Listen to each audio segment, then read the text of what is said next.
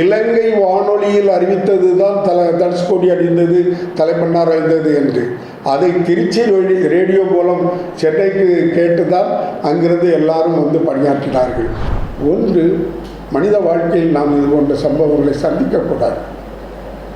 ஒன்று, கடலிலே நாங்கள் செல்லும்போது நேராக செல்ல முடியவில்லை எங்களால். அவர்கிட்ட வந்து அவர் கேட்டார், இப்படி ராமேஸ்வரத்தில் வந்து ஜப்டி கணேசன் சாஸ்திரி மாட்டிக்கிட்டாங்க. 25ஆம் தேதி கரைக்கு வந்த உடனே ஜப்டி கணேசன் சாஸ்திரிகிட்ட மகாலிங்கம் சார்கிட்ட ஒருத்தர் வந்து செக்ரட்டரியாக இருந்தார். அவரு தெலுங்கு பேசுகிறவர். எங்களுடைய குருவையா, எங்கள் வலம்புரி வெசலுடைய இன்சார்ஜ் அவர் குருவையாவும், அவரும் ஆந்திராக்காருக்கு தெலுங்கு பேசுகிறவர். அவர் நேவியில் வந்து விக்ராந்திலாம் இதிலெல்லாம் வேலை பார்த்துட்டு வந்து தான் இங்கே எங்களுக்கு அவர் இன்சார்ஜாக வந்தார். அப்பொழுது புயல்களுக்கு பெயர் வைப்பதில்லை, இவ்வளவு துல்லியமாகவும் கணக்கீடு செய்வதில்லை. தனுஷ்கோடி வாஷ் அவுட் ஆகிட்டு அது உடனடியாக நாளை காலையில் நம்ம அங்கே புறப்படணும். தனுஷ்கோடிக்கு போகிறோம். தனுஷ்கோடிக்கு போகும்போது இந்த உலகத்தில் இனிமேல் ஒரு இடத்துலையும் அப்படிப்பட்ட சம்பவம் நடக்கக்கூடாது. எங்களுடைய விசல் வலம்புரி போய்கொண்டிருக்கிறது. 2 பக்கங்களிலும் இடமாக மிதந்து கடல் அலையிலும் காற்றினுடைய வரிசையில் சென்று கொண்டிருக்கிறது.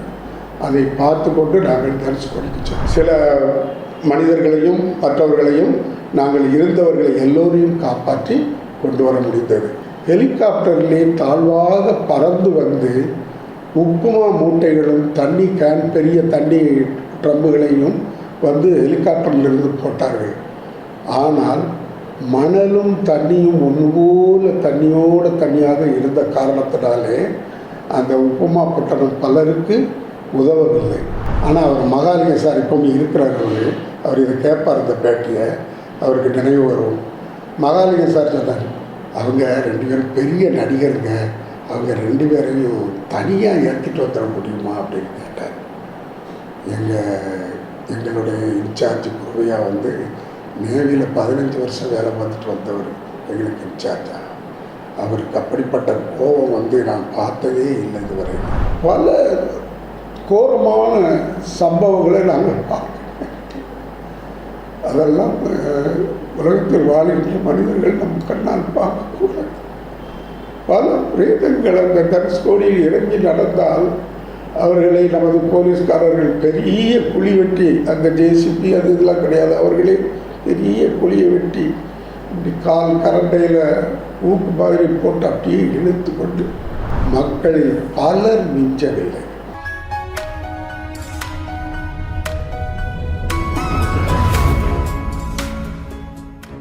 நான் வந்து 1964 1962 முதல் ஃபிஷரிஸ் டிபார்ட்மெண்ட்டில் தமிழக மீன்வளத்துறையில் நான் பணியாற்றி கொண்டிருந்தேன்.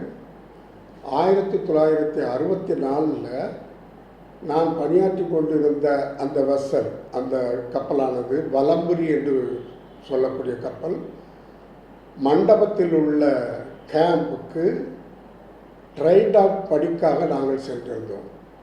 நாங்கள் மட்டுமல்ல, எங்களோடு தூத்துக்குடியைச் சேர்ந்த மண்தோண்டி கப்பல் டூட்டிக்குறை ட்ரெஜர் என்று சொல்வார்கள், அதுவும் அங்கே இருந்தது.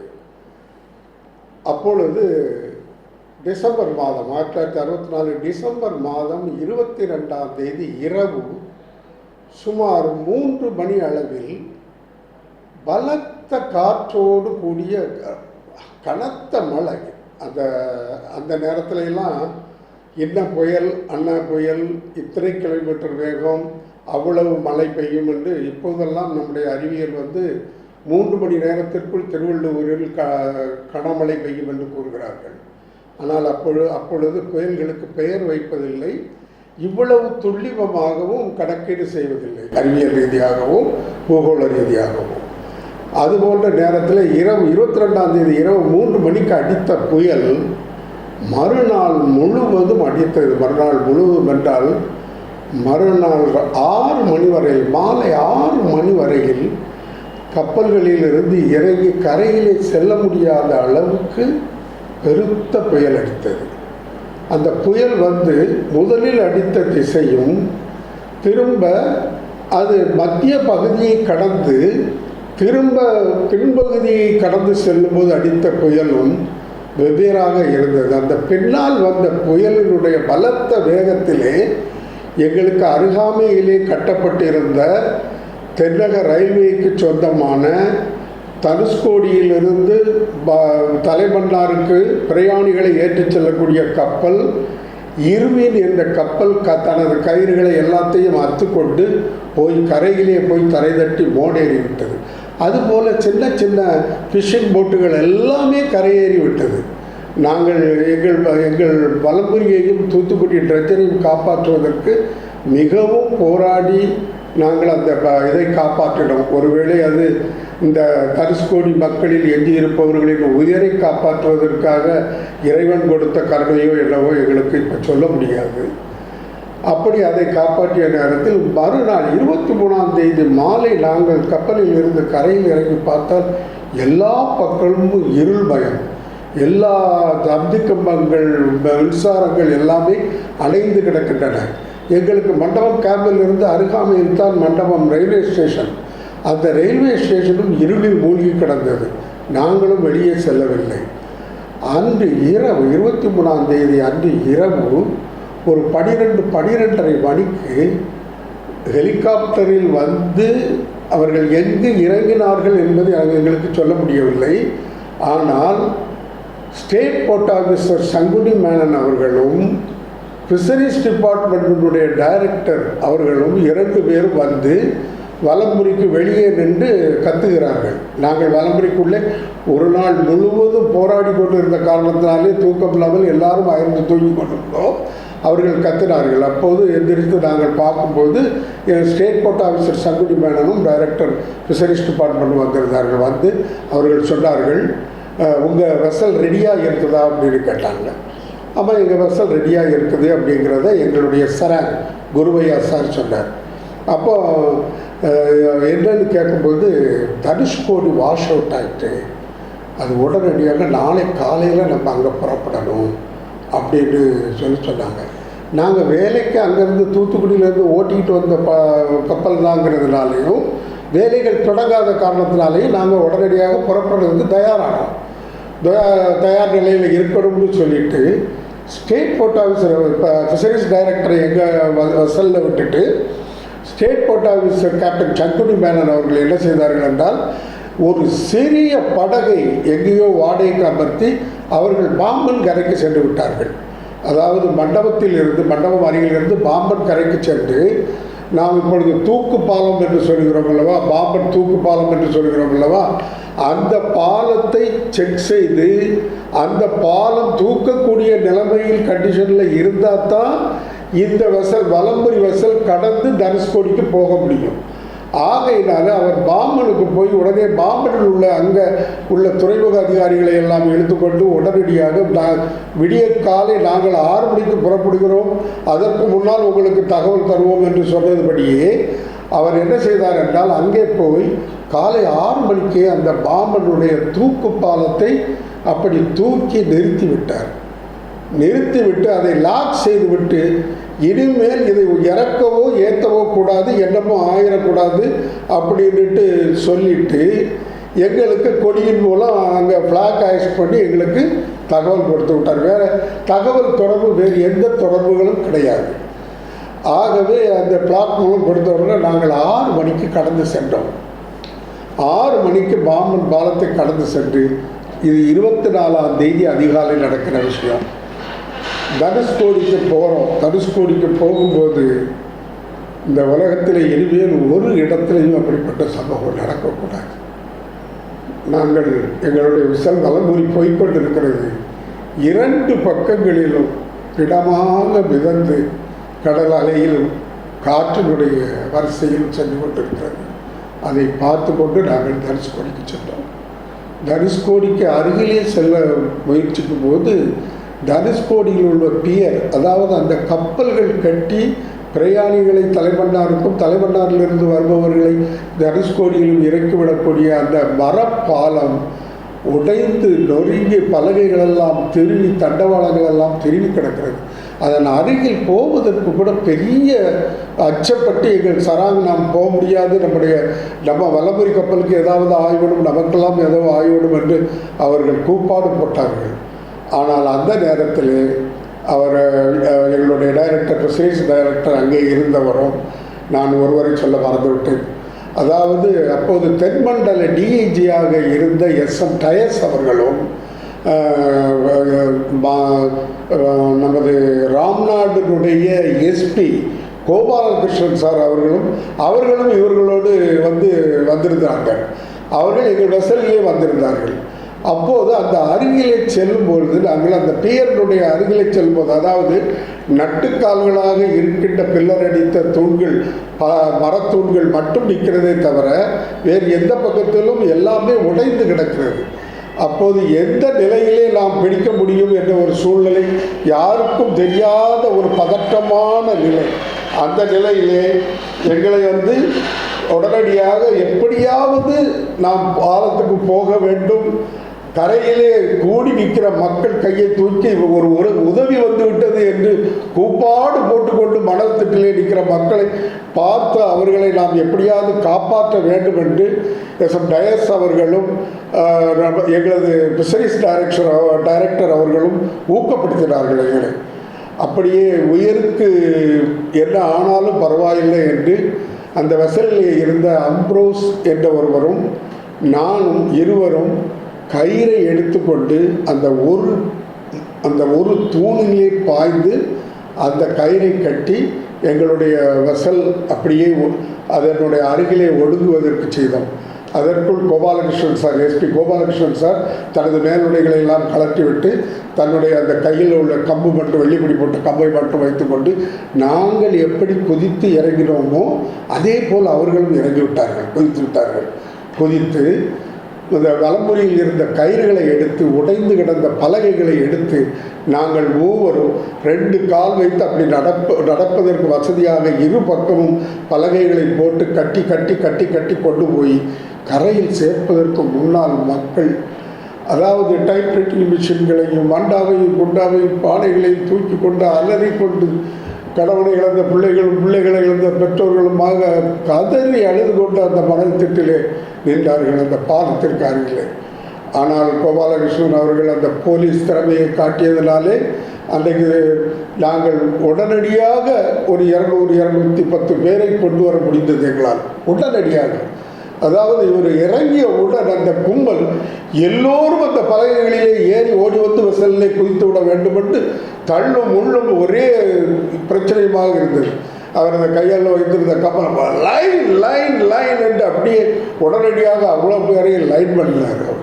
அந்த இதை என்னால் மறக்க முடியாது. தனி ஒரு மனிதன் அப்படியே அவர் லைன் பண்ண உடனே ஒவ்வொருத்தராக அந்த பலகைகளில் ஏறிவார்கள்னு சொல்லி நானும் இந்த அம்ரோஸ் என்ற லஸ்கர், நான் சாதாரண பதவி, அப்போ டெக் ஹேண்டுங்கிற பதவி தான் நானும் அவரும் இருந்தோம். நான் ரிட்டையர்ட் ஆனது 2000 வருஷத்தில் 20 கிராண்ட் போர்ட்ரஸ்ட்டில் கிளாஸ் 1 ஆஃபீஸராக, சென்ட்ரலில் கிளாஸ் 1 ஆஃபீஸராக இருந்து ஃபஸ்ட்டு மெரைன் ஆஃபீஸர் என்ற பதவியிலிருந்து ரிட்டையர்ட் ஆனவன். அப்போ நான் டெக் ஹேண்டுங்கிற பதவி தான்.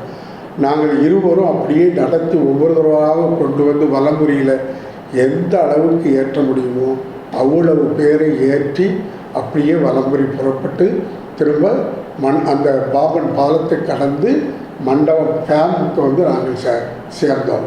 மண்டபம் கேம்பில் அதற்கு முன்னாலே இந்த ஒரு நாளைக்குள்ளே அங்கே போலீஸார்கள் எல்லாம் கொண்டு போடப்பட்டு ட்ரெஜரிலே ரெவன்யூ டிபார்ட்மெண்ட் அதிகாரிகள் எல்லாம் அந்த டூட்டிப்புற ட்ரெஜரையே ஒரு அலுவலகம் போல், ஆஃபீஸ் போல் மாற்றி விட்டார்கள். அந்த நேரத்தில் அங்கே வந்திருந்தவர்கள் எனக்கு இன்னும் மறக்க முடியவில்லை. அவர்கள் அமைச்சர், மாண்புமிகு அமைச்சர், அவர் ஒருவர் ராமையா அவர்களும், மற்றொருவர் பூவராகன், அந்த 2 அமைச்சர்களும் அங்கு வந்திருந்தார்கள். அவர்கள் இருவரும் இருந்து இந்த வந்தவர்களுக்கெல்லாம், தனுஷ்கோடியிலிருந்து வந்தவர்களுக்கெல்லாம் கேம்பில், மண்டபம் கேம்ப், அப்போ ஏற்கனவே இந்த பிரயாணிகள் கப்பலுக்கு பிரயாணம் செல்பவர்களுக்காக அந்த கேம்ப் ஒன்று அமைக்கப்பட்டிருந்தது, ஏற்கனவே அமைக்கப்பட்டிருந்தது. அந்த கேம்புக்கு எல்லோருக்கும் பாஸ் கொடுத்தார்கள். யார் யாருடைய பொருட்கள் எல்லாம் விட்டு வந்திருக்கிறார்கள், யார் யார் எந்தெந்த இது என்று அவர்கள் அந்த குறிப்புகளை எல்லாம் எடுத்துக்கொண்டு அவர்களை கேம்புகளுக்கு அனுப்பி வைத்தார்கள். மறுநாள் காலையிலும் இதே போல் நாங்கள் 6 மணிக்கு கிளம்பினோம். ஒரு விஷயத்தை நாம் தெரிந்து கொள்ள வேண்டும்.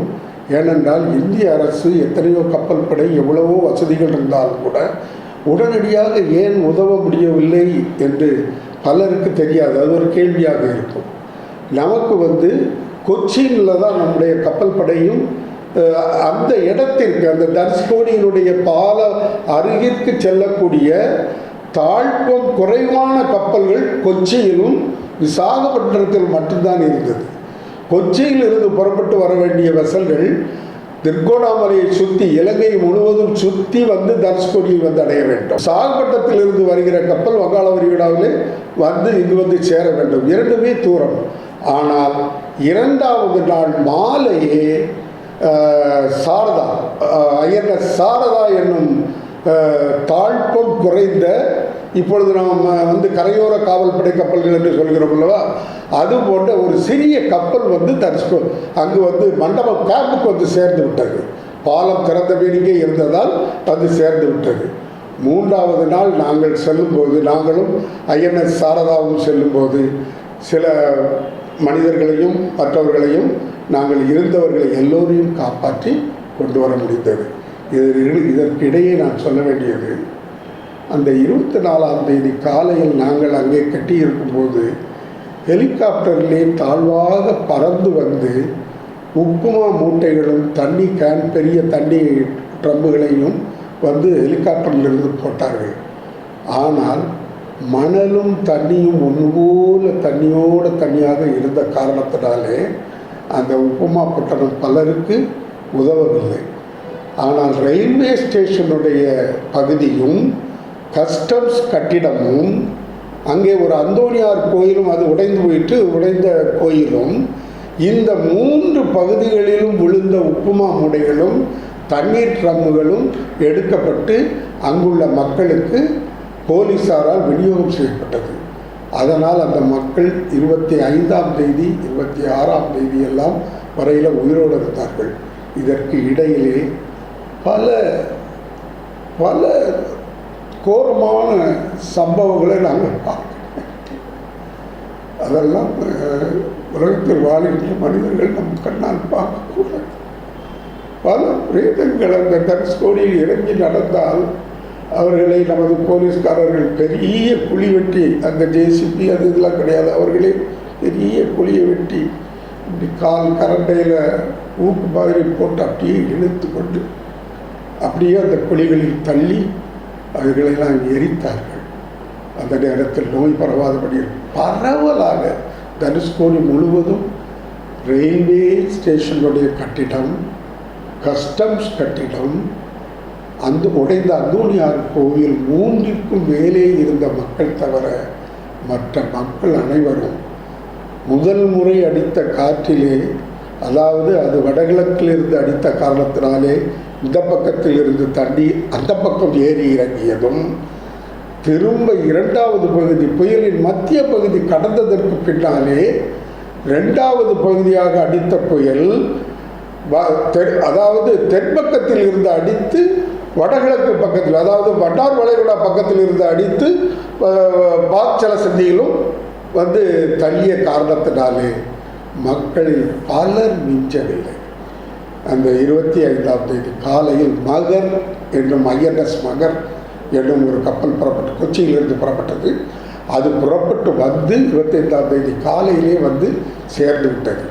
அந்த கப்பல் எப்படி என்றால், அந்த கப்பலினுடைய முன்பகுதி அப்படியே திறந்து கரையிலேயே அவர்கள் கொண்டு அப்படியே முட்டி விடும். அந்த கப்பல் இந்த டேங்குகள், பீரங்கிகள், படைகளை இறக்குவதற்காக உபயோகப்படுத்துகிற கப்பல் வந்தது. அந்த கப்பலிலே இருந்த மக்கள் மிச்சம் சொச்சம் என்னென்ன பொருட்கள் எங்கெல்லாம் கடந்ததோ அதையெல்லாம் அள்ளி அதில் ஏற்றி கொண்டு அவர்கள் மண்டபத்திற்கு கொண்டு அவர்கள் சேர்ந்தார்கள். நான் இந்த இடத்திலே ஒரு 2-3 விஷயங்களை சொல்ல வேண்டும். ஒன்று, மனித வாழ்க்கையில் நாம் இது போன்ற சம்பவங்களை சந்திக்கக்கூடாது. ஒன்று, கடலிலே நாங்கள் செல்லும்போது நேராக செல்ல முடியவில்லை எங்களால். இப்படி ஒடிச்சிட்டு போகணும், கரையில் கார் ஒடிக்கிற மாதிரி இப்படி ஒடிச்சிட்டு போகணும். அங்கேருந்து ஒரு பிரேதம் வரும், அடுத்து அப்படி ஒடிச்சிட்டு போகணும், இங்கேருந்து ஒரு பிரேதம் வந்து போய்கிட்டு இருக்கும். இப்படியே காற்றின் வழியிலும் அலையின் வழியிலும் இருந்து சென்ற பிரேதங்கள் ஏராளம். ஒரு கொடுமையான விஷயம், நம்முடைய ராமேஸ்வரத்தில் இருந்து புறப்பட்ட ட்ரெயின் இரவு 1 மணிக்கு, அதைத்தான் அங்கேருந்து ஏற்றின மக்கள் சொல்கிறாங்க, மரண ஓலமிட்டது அந்த ட்ரெயின் அப்படின்னு சொன்னாங்க. நாங்கள் ஏற்றிட்டு வந்த மக்கள் என்னன்னு கேட்டால், அந்த ட்ரெயின் வந்ததுக்கு பின்னால் ட்ரெயின் வந்து தனுஷ்கோடியினுடைய அவுட்டரில் உள்ளே ஏற முடியாமல் பாலத்துக்கு கீழே தண்ணி தண்டவாளத்தை முறிக்கிட்டு, ஆனால் இவங்க வந்த ட்ரெயின் பின்னாலேயும் போக முடியாமல் தண்டவாளம் கீழே உள்ள அடியில் உள்ள பாகங்கள் எல்லாம் போயிட்டதுனால அந்த அவர் முழுவதும் ஓ என்று அந்த ஆரன் இருக்கிற வரையில் அடிக்கிறதுக்கு வச்சிருந்திருக்காரு. அதுதான் இந்த மக்கள் எல்லாம் பலரும் அதுதான் சொன்னாங்க, தனுஷ்கோடிக்கு மரண ஓலத்தை ராமேஸ்வரத்தில் இருந்து வந்த ட்ரெயின் எங்களுக்கு அறிவித்ததுக்கு பின்னால் தான் பலர் எந்திரிச்சிட்டு போனாங்க. அப்போ தான் தெரியும் பலருக்கு இப்படி வீடுகளெல்லாம் மூழ்கி போயிருக்கு அப்படிங்கிற விவரங்கள் எல்லாம் பலருக்கு அதுக்கு பின்னால் தெரிஞ்சிருக்கும். அதுக்கு முன்னாலே முழிக்காமலே பலர் வந்து கடலோட போயிருப்பாங்க அப்படிங்கிற அந்த இதை சொன்னாங்க. இதற்கிடையில் வந்து ராமேஸ்வரத்தில் வந்து இந்த சம்பவம் நடந்துக்கிட்டு இருக்கும்போது, இது நான் சொல்ல வேண்டாம்னு நினச்சேன், ஆனால் பல பத்திரிகைகளிலே பல விஷயங்களே அப்படி சொல்லிக்கிட்டு இருந்ததுனால உண்மை என்னவென்று பலருக்கு தெரிந்திருப்பது நல்லது தான். ஏன்னா அந்த சம்பவத்தில் ஈடுபட்டதில் உயிரோடு இருப்பதில் 1-2 பேர் இருப்போம்னு நான் நினைக்கிறேன். அதில் நான் வருவேன்.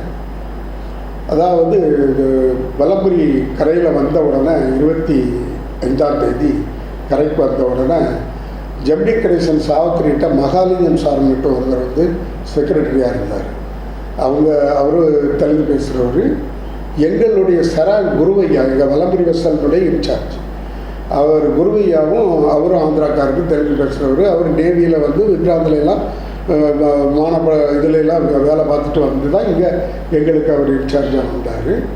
அவர்கிட்ட வந்து அவர் கேட்டார், இப்படி ராமேஸ்வரத்தில் வந்து ஜெமினி கணேசன் சாவித்திரி மாட்டிக்கிட்டாங்க, அவங்கள வந்து கொஞ்சம் எடுத்துகிட்டு வந்துடணும் அப்படின்னு கேட்டாங்க. முதலாவது 2 பேரும் தமிழில் தான் பேசிக்கிட்டு இருந்தாங்க. நான் எல்லாம் பக்கத்தில் தான் நிற்கிறோம் மற்றவங்களெல்லாம். அப்போ அவங்கள தனுஷ்கோடிக்கு வர சொல்லிடுங்க, நாங்கள் நாளைக்கு அந்த இதில் ஏற்றிட்டு வரும்போது, அல்லது INS சாரதாவில் வந்து நீங்கள் ஏற்றி விட்டுருங்க, அவங்களுக்கு ரொம்ப நல்லா இருக்கும் அப்படின்னு அவர் சொன்னார். அவர் பெருந்தன்மையாக சொன்னார் எங்கள் சார். ஆனால் அவர் மகாலிங்க சார் இப்போவும் இருக்கிறார். அவர் இதை கேட்பார், இந்த பேட்டியை அவருக்கு நினைவு வரும். மகாலிங்க சார் சொன்னார், அவங்க 2 பேரும் பெரிய நடிகருங்க, அவங்க 2 பேரையும் தனியாக ஏற்றிட்டு வந்துட முடியுமா அப்படின்னு கேட்டார். எங்களுடைய இன்சார்ஜ் குருவையாக வந்து நேவியில் 15 வருஷம் வேலை பார்த்துட்டு வந்தவர் எங்களுக்கு இன்சார்ஜா. அவருக்கு அப்படிப்பட்ட கோபம் வந்து நான் பார்த்ததே இல்லை இதுவரையில். எத்தனை உயிரிடா பிளடி ஜெமினி கணேசனுக்கு சாப்பிட்டிருக்கும் அப்படின்ட்டு அவர் அந்த வெசல்லேருந்து வெளியேற்றிட்டார். திரும்ப அவர் போய் ஷூடர்ன்னுட்டு ஒரு ஃபிஷிங் லான்ச், அது வந்து கீழக்கரையிலிருந்து கொண்டு வரப்பட்டு அதில் போய் அவங்கள பாம்பனுக்கு எப்படி கொண்டு வந்தாங்கன்ட்டு எனக்கு தெரியாது. பாம்பனுக்கு ஜெமினி கணேசனை சாவித்திரியும் கொண்டு வர வச்சு அவங்கள அங்கேருந்து இறக்கி திரும்ப மண்டபம் கேம்புக்கு கொண்டு வந்து அவங்கள கொண்டு போயிட்டாங்க. கிட்டத்தட்ட 3-4 நாட்களுக்கு இந்த மின்சாரம், டெலிஃபோன் இவைகளெல்லாம் சரிப்படுத்தப்பட முடியவில்லை. ஏன்னா ராம்நாடில் இருந்து மண்டபம் வர்றதுக்கு உள்ள இடைவெளியிலையும் தண்டவாளங்கள் எல்லாம் தெரியிட்டு, இந்த மழையினாலேயும் வெள்ளத்தினாலையும் இந்த பக்கத்துலேருந்து அந்த பக்கம் கடல் ஏரியா இருக்கு. அதே போல் சாலைகள் எல்லாம் உடஞ்சிருக்கு. பாம்பனுடைய பாலத்தில், அதாவது இந்த தூக்கு பாலம் மட்டும் இல்லாமல் இந்த பாலத்து வழியாக நடந்து போக முடியாத அளவுக்கு எல்லா பலைகளும் அடித்து திரும்பி எல்லாமே தண்டவாளமெல்லாம் தேவிட்டு, இப்போ கட்டியிருக்கிறது உயர்வாகவும் இடைவெளி விட்டு கட்டியிருக்கிறாங்க. இப்போ அறிவியல் ரீதியாக அதை கட்டியிருக்கிறாங்க. ஆனால் அப்போ அந்த மாதிரி கட்டப்படாதனால அது அப்படி உடஞ்சி இருந்துச்சு. இந்த 3-4 நாட்களுக்கும் இந்த பகுதிகளுக்கு யாரும் வர முடியாமலும் போக முடியாமலும் இருந்து இது முடிந்தவுடன் எல்லா அரசியல் தலைவர்களும் வரத் தொடங்கினாங்க. அதில் முக்கியமாக நான் குறிப்பிட சொல்ல வேண்டும் என்றால், முதலில் மதியழகன் சார் கூட எம்ஜிஆர் வந்தாங்க. எம்ஜிஆர் வந்து அவங்களுக்கு இதே போல் நாங்கள் தனியாக விசல் கொடுக்க முடியாதுன்னு சொல்லி ஒரு சிறு போட்டில் அவரை ட்ரெஜர்லேருந்து அனுப்பி அவர் அங்கே போய் பாமனில் போய் பார்த்துட்டு அவர் பாமனில் உள்ளவங்களுக்கும் அங்கேருந்து அவர் ராமேஸ்வரத்துக்கு போகிறதுக்கு அங்கே உள்ளவங்க ஏற்பாடு செய்து அங்கே வரையில் அவர் போயிருக்காங்க. யார் தனுஷ்கோடியை போய் பார்த்தோம்னு யாராவது சொன்னால் அது உண்மை இல்லை. அதை நீங்கள் யாரும் எப்பவும் ஏற்றுக்கொள்ள வேண்டாம். ஏன்னா ராமேஸ்வரத்தினுடைய தீர்த்தக்கரைக்கு அந்த பக்கத்தில் உள்ளது எல்லாமே அழிந்து, எல்லாமே தண்டவாளங்களோ சாலைகளோ எதுவுமே கிடையாது, போக்குவரத்து எதுவுமே செய்ய முடியாது, வெறும் மணல் திட்டு போல் மாறிட்டு தனுஷ்கோடி. அந்த சூழ்நிலையில் அதற்கு பின்னால் கிருபானந்த வாரியார் வந்திருந்தார். மரியாதைக்குரிய கிருபானந்த வாரியார் வந்து அங்கே வந்து நம்ம மண்டபம் கேம்பில் வந்து ஒரு அந்த மண்டபம் கேம்பில் தங்க வச்சுருந்த மக்களுக்கு ஆறுதல் கூறுறதுக்காக வேண்டி அன்றைக்கு அவர் வந்து ஒரு பிரசங்கம்லாம் பண்ணார். அதுக்கு பின்னால் ஏராளமான தலைவர்கள் வந்தாங்க. அதாவது ரயில்வே போர்டு சேர்மன் அவங்க எல்லாம் அரசு சம்மந்தப்பட்டவர்கள் எல்லாம் ஏராளமாக ஹெலிகாப்டரில் வந்து அதுக்கு பின்னால் அங்கே வந்து இறங்கிட்டாங்க. எங்கே தனுஷ்கோடிக்கு போய் இறங்குறதுக்கு தொடங்கிட்டாங்க, ராமேஸ்வரத்தில் போய் இறங்குறதுக்கு தொடங்கிட்டாங்க. மற்ற அரசியல்வாதிகள், அரசியல் பிரமுகர்கள் வந்து இந்த சாலை வழியாக வந்தவர்கள் நம்ம தூத்துக்குடி ட்ரெஜருக்கு வந்து ட்ரெஜர் மூலமாக சின்ன சின்ன படகுகளில் போய் பாம்பனுக்கு போய் பாம்பன்லேருந்து அவங்க போக தொடங்கினாங்க. ஆனால் நான் வந்து ஒரே ஒரு விஷயத்தை மட்டும் குறிப்பிட்டு சொல்ல விரும்புகிறேன். இந்த அரசுகள் நாம் எல்லாம் இறங்கி பணியாற்றுவதற்கு முன்னாலே ஒரு மதுரையைச் சேர்ந்த ஒரு ஆர்சி சாமியார் தலைமையில் ஒரு 4 குழுக்கள் 25ஆம் தேதி போலீஸார் செல்லும்போதே அவர்களோடு போய் அந்த பகுதி மக்களுக்கெல்லாம் அந்த பாலை காய்ச்சறது, அரை உப்புமாவை அவிச்சு மக்களுக்கு கொடுக்கறது, அப்படி அந்த சேவையெல்லாம் அவங்க செய்தாங்க. அதுக்கு பின்னால் பல சமூக தொண்டு நிறுவனங்கள் வந்து அங்கே போய் செய்தாங்க. ஆனாலும் அழிந்த மக்கள் அழிந்தவர்கள் தான் எஞ்சி உள்ளவர்கள். கேம்பில் இருந்தவங்க மட்டும்தான் எஞ்சி உள்ளவர்கள்.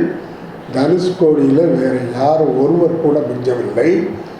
இந்த மண்டபம் கேம்பில் எப்படி ரயில்வே துறைக்கு சொந்தமான 2 கப்பல்களில் ஒரு கப்பல் இருவின் என்ற கப்பல் வந்து தரையை தட்டி உடைந்ததோ, அதே போல் தலைமன்னாரில் இருந்த நம்முடைய தென்னக ரயில்வேக்கு சொந்தமான கப்பல் போசன் எனும் கப்பல், அந்த கப்பலும் தலைமன்னாரிலே புயலோடு தரை தட்டி அந்த கப்பலும் அழிந்து விட்டது, அதுவும் உடைந்து விட்டது. இது வந்து நம்முடைய இந்திய ரயில்வேக்கு ஏற்பட்ட ஒரு பெரிய கஷ்டம். ஆனால் அந்த சூழ்நிலையிலே ஐஎன்எஸ் சாரதாவையும் குறிப்பறிந்து தாழ்ப்பமான கப்பல்களை அனுப்ப முடியாத ஒரு சூழ்நிலையில் ஐஎன்எஸ் சாரதாவையும் ஐஎன்எஸ் மகரையும் நம்முடைய இந்திய நேவல் கப்பற்படை சரியான நேரத்திற்கு சரியான தருணத்துக்கு எவ்வளவோ தூரத்தையும் சுற்றி அனுப்பி மிச்ச மக்களை காப்பாற்றுவதற்கு அவர்கள் எடுத்த முயற்சியை நான் இன்றைக்கும் மறக்கிறதுக்கில்லை. அன்றைக்கு இருந்த அரசு, தமிழக முதல்வர் அநேகமாக ஐயா பக்தவச்சலம் என்று நினைக்கிறேன், அவர்கள் தலைமையில் தான் இந்த அரசை இயங்கி கொண்டிருந்தது. அப்போ வந்து அந்த ராமையா அவங்க பூவராகன் இவங்களெல்லாம் வந்து உடனடியாக களத்தில் இறங்கி படியில் இறங்கினதுனால எஞ்சி இருந்த மக்கள் காப்பாற்றப்பட்டாங்கங்கிற உண்மையை நான் இந்த இடத்துல சொல்லாமல் இருக்க முடியாது. அப்படிப்பட்ட அவர்களெல்லாம் பலர் அமரராகிவிட்டார்கள். அவர்களையெல்லாம் நான் நினச்சி இன்றைக்கு அவர்களுக்கு வணங்கி அவர்களை வந்து நான் அந்த சந்தர்ப்பத்தில் உயிரிழந்த அத்தனை ஆன்மாக்களுக்கும் நான் அவங்களையும் வணங்கி அவர்களுக்கு இறைவன் நல்ல பதத்தை கொடுக்க வேண்டும், இறை பதத்தை கொடுக்க வேண்டும் என்று மன்றாடுகிறேன். இதுதான் தனுஷ்கோடியினுடைய வரலாறு. ஆனால் இப்போது என்னுடைய சொந்த கருத்தை சொல்கிறேன். தனுஷ்கோடியை இந்திய அரசாங்கம் கண்டிப்பாக பெரிய அளவிலே வந்து அதை இப்பொழுது பலனுள்ள இடமாக மாற்ற வேண்டும். ஏனென்று கேட்டால் பல கட்டடங்கள், ரயில்வே எல்லாமே அங்கே வர வேண்டும். இன்றைய இலங்கை சூழ்நிலையிலே நாம் இழந்துவிட்ட கச்சதீவுக்கு பக்கத்திலே இருக்கிற கச்சதீவுக்கு அந்நிய நம்முடைய இந்தியாவினுடைய வடகிழக்கு பகுதியிலே நமக்கு சிரமம் கொடுத்து கொண்டு இருக்கிறவர்கள் இந்த பகுதியிலே வந்து நமக்கு தொடர்ந்து சிரமம் கொடுப்பதற்கு வசதியாக இருக்கும் என்ற காரணத்தினாலே இந்திய அரசு தனுஷ்கோடியை மீண்டும் புனரமைப்பு செய்து அங்கே நம்முடைய இராணுவம், நம்முடைய கப்பற்படை எல்லாம் தங்குவதற்கு அதற்கு ஏற்ற வகையிலே அதை உருவாக்க வேண்டும் என்பது என்னுடைய வேண்டுகோள். இந்த அறிவியலின்படி இப்பொழுது 1 மணி நேரத்திலே மழை வரும் என்று சொல்லக்கூடிய வாய்ப்புகளும், புயல்களுக்கு பெயர் வைக்கக்கூடிய வாய்ப்புகளும் அன்று இல்லாத நிலையில் இலங்கை வானொலியில் அறிவித்தது தான் தனுஷ்கோடி அழிந்தது, தலைமன்னார் அழிந்தது என்று. அதை திருச்சி ரேடியோ மூலம் சென்னைக்கு கேட்டுதான் அங்கிருந்து எல்லாரும் வந்து பணியாற்றினார்கள்.